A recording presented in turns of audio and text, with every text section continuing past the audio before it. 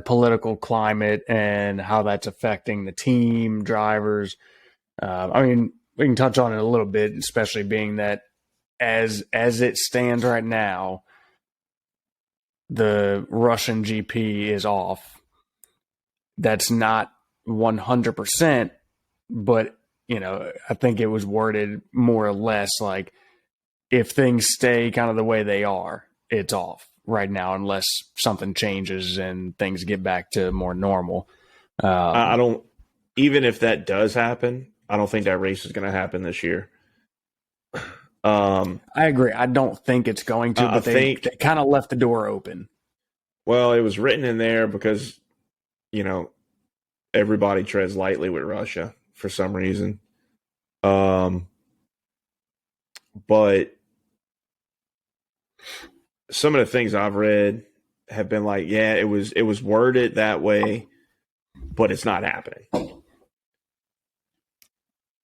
More or less, yeah. I think that's kind of what it is. But I mean, that is what it is. Like another couple weeks, and it's no matter what, it's not going to happen because they're going to have another track locked in its place. Right. Yeah, I mean, this isn't something you can wait till the month before to make a final decision on. Exactly. But it brings more to question of, so obviously Haas removed, and I'm probably going to say it wrong, Ural Kali. Uralkali. Yeah, I'm not exactly sure how to pronounce it. But Dmitry Mazapin's company, or he's part of it, however that works, that's obviously gone. And I read it the other day or yesterday or whenever it was they released it. They had their, emergency meeting to kind of figure out a game plan with all the Russian stuff. Nikita is not being given the boot, but he can't race under the Russian flag. He'll just race under the FIA flag. He can't race at Silverstone.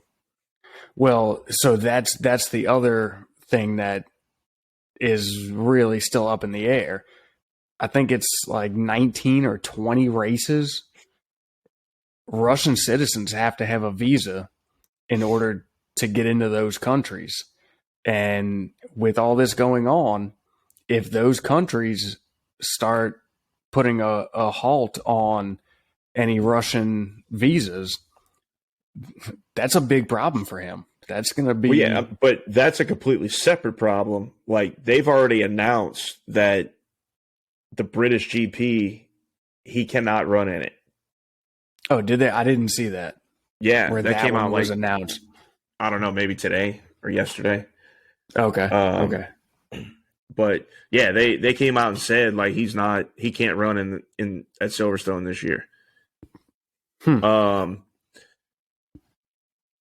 But one thing that I thought was going to be more impactful was his dad's company carries much, for being the title sponsor, carries much less money than I thought. It's like 20%. It's 20%. Yeah. Which, and at this point, the development's done, the big money spending, I say it's done. It's never done. But, if he pulls out, it's not as big of a blow to Haas as what it would have been in previous years or, last year or prior to now. Right. And from what I heard, they may even have some replacements ready to go. Yeah, there's been multiple that have stepped up and pretty much said, look, we'd be more than happy to fill the role of your title sponsor. So the options are definitely there. That also brings to question Nikita's future with the team. Take away the issue with getting visas or any of that, it brings to question his future if Ural Kali isn't so involved. If it's not there, he's not there. There's no ifs, ands, or buts about it. You know, That's what the majority of us would think, but that's the only who reason he really got the seat in knows? the first place. Well, yeah, we know that, but what I'm saying is, it wouldn't be the first time a team has done something that we may think is way off base or don't agree with.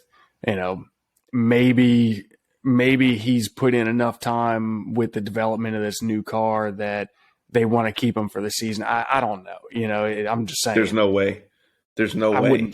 I wouldn't think so. But He's in year 2 mm-hmm. of F1. And I mean, what does he bring to the table? He didn't even finish half the races last year. Spins. He brings spins. I mean, seriously though, like in terms of experience and development and all that, what does he bring that somebody else can't jump in and do the same? Yeah, and possibly be faster. I mean, I won't get too harsh on him, but it is what it is, man. Like he's there because of the sponsorship. Yeah. I mean, why? You're telling me you'd rather have him driving your car than Kevin Magnussen? No, I would not rather that. Not in the least. That's what I mean. Like he's there because of the money. Mm-hmm. Give me K-Mag all day. Yeah, I thought he was good, man. Honestly, I still to this day think he'd have been an awesome fit at Red Bull, just attitude-wise and style-wise. Yeah, everything that I've ever heard Christian Horner say about the way he wants his drivers to drive, he's been describing K-Mag. Yep. And it's like they were just at too far opposite ends of the paddock to ever see each other and talk to one another. And fall in love. As far as we know.